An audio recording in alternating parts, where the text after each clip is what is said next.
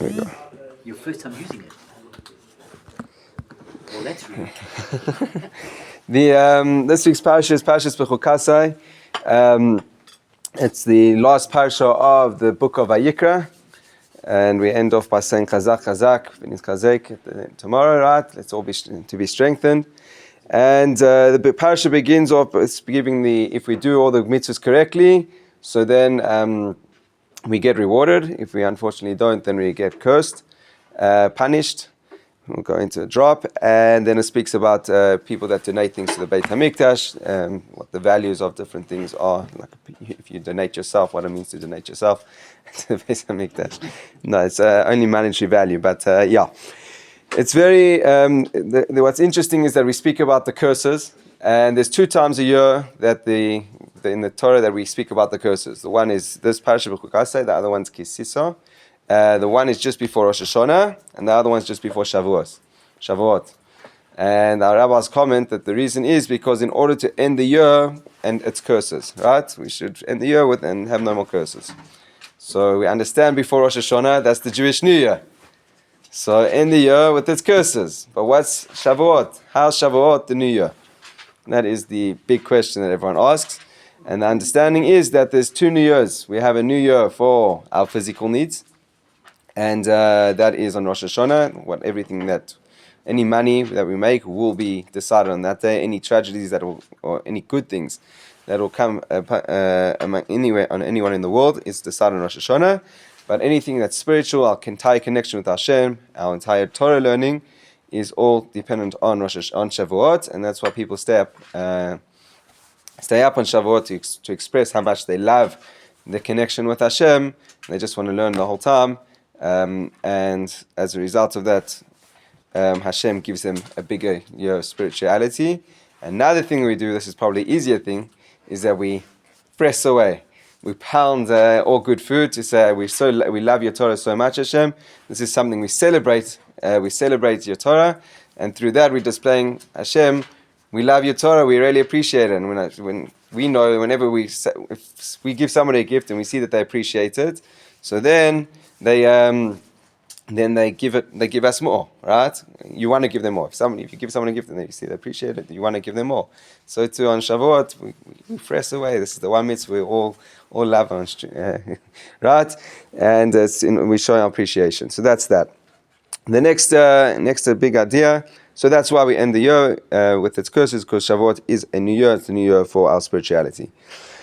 The next idea is, there should be a Leilu Nishmat from Milka Bas Yitzchak.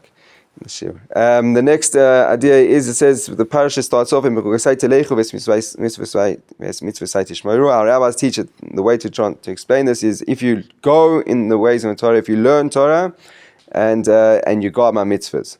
But what's interesting over here is that it says, if you go in my Torah. It doesn't say if you learn Torah. It says if you go in my Torah.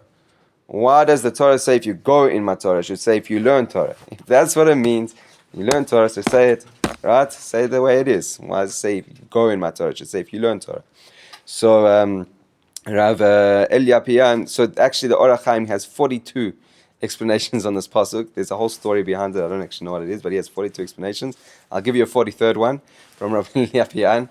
And he explains that he gives a parable of somebody on a cruise, and he hears that there's music from the upstairs. He goes upstairs to the deck, and he sees people around the table, and there's the best music, best band playing, and there's food, right? We all appreciate first course, second course, third course, fourth course, fifth course. Unbelievable. He's like so jealous of all these people. Best wines, best whiskeys, best alcohol, right? Some brown, and all different. Like this guy's like his mouth's watering. He just wishes that he was he was invited to this party because it really looks unbelievable. And he's just sitting there and watching there, and he's just jealous and he's just watching. And all of a sudden he then sees that everybody's the thing's over and people come in and wheelchair everybody out. In other words, it was a very nice big party, but at the end of the day, these people can't go anywhere. They're all in wheelchairs. So he says, this is what it means why the Torah says, if you go in my Torah, because a person, it could be that he's in the shul, or he's in or he's in a Beit Medrash, a place of learning, and he's doing amazing. and he's stressing away at his spirituality, right? His spirituality. He's learning. But the idea is that it needs to be that even when he leaves the Beit, it shouldn't be that it's like he's disabled and he can only do it inside the shul. It needs to be that even in his going. So that's why you learn in my Torah, you shall learn that it's wherever your person goes, a person's always meant to be learning. And we're very privileged also these days. We've got recordings of all sorts that we have that opportunity. So that's also that it's significant that the word halacha means we go. Yeah. From the Torah. That's what he's, yeah. So that's the idea. And yeah, so that's what he's honing in on. That's why it says if you go in my Torah, yeah, with the going. Yeah, next idea is, it's the same idea. It just comes up again in the parasha and just shows, emphasizes our relationship with Hashem. It's in 26 perek, third sentence. So it's not here though. Okay. It says that, my bad, it's 26th perek, 21st sentence. He speaks the whole time. It's when we start the curses. It says, "If you don't listen to me and you go with me, with Keri, and then I will also go with you with this anger of Keri." And it gives us, you have no idea, people eating kids. It's really terrible what the curses are going to be. What the curses are for, if the Jews don't listen. Unfortunately, it happened after the first temple. But what's Keri? What's this whole thing? If you go with me and with Keri, and I will have anger with you with Keri. So Keri means happening. It just is like, it's all about chance, right? Like, like maybe yes, maybe no. There's nothing consistent about it. So Hashem says, if you're going to go with me with no consistency, like, you don't think of me ever. You just go in your own ways. You never think of me. So you know what? Then I'm going to act with you also like as if like I don't really know about you. I don't really think about you. You think about a relationship between a man and his wife, right? So the wife gets insulted if you don't think of her. If she has at some point of the day you weren't thinking of her, right? Obviously, you're not meant to be thinking of her the whole time, but she needs to have this impression that she's on your head the whole time. You care about her the whole time. It's important that she feels that way.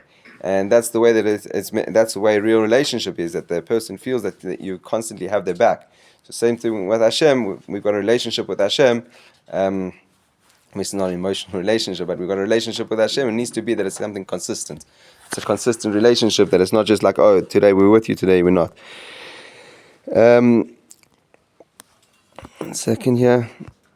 So just two more ideas.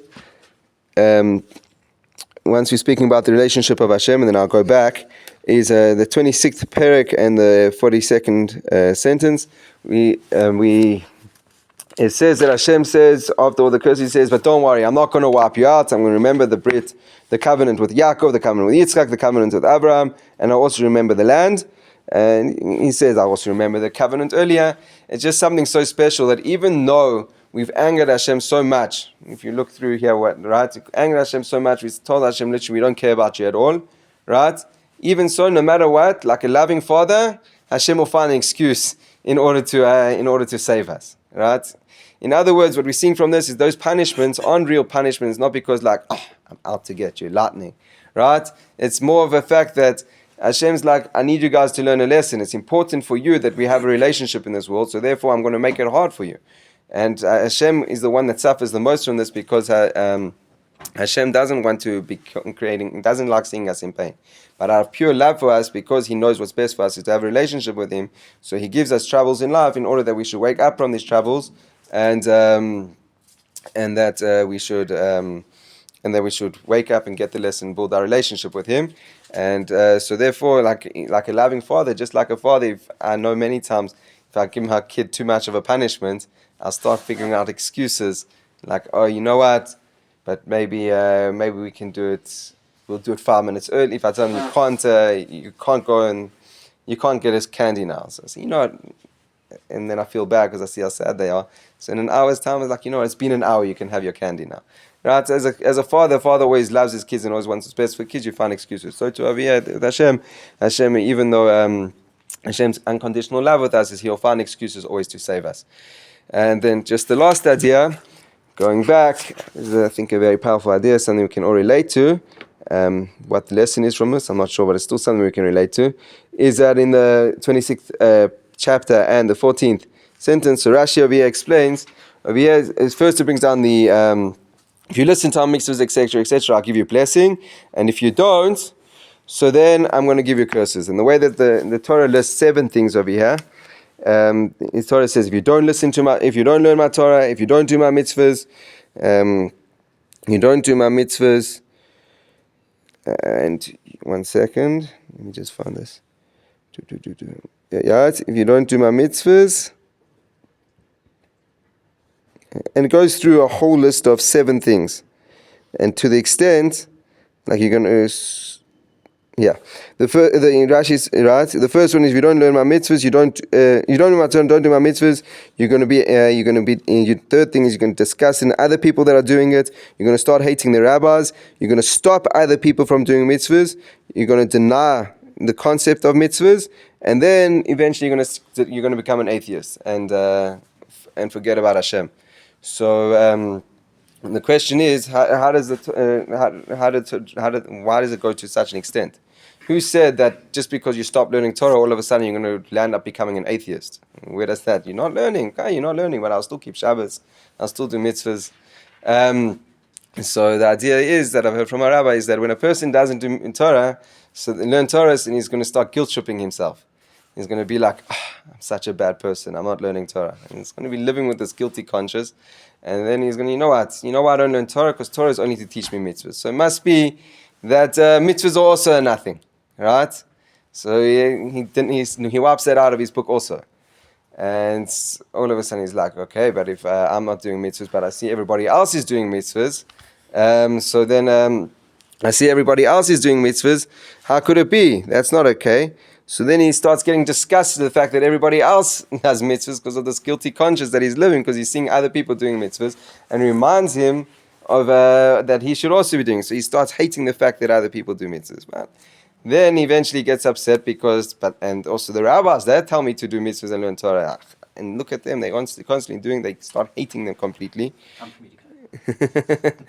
And then he's got such a guilty conscience that he stops other people from doing mitzvahs, and because of this he denies all mitzvahs. He's like, but at the end of the day, why is it that people do mitzvahs? Because there's Hashem in the world. So he said it must be because of this guilty conscience, not because of a logical thought process. He comes to the fact that there's no God in the world.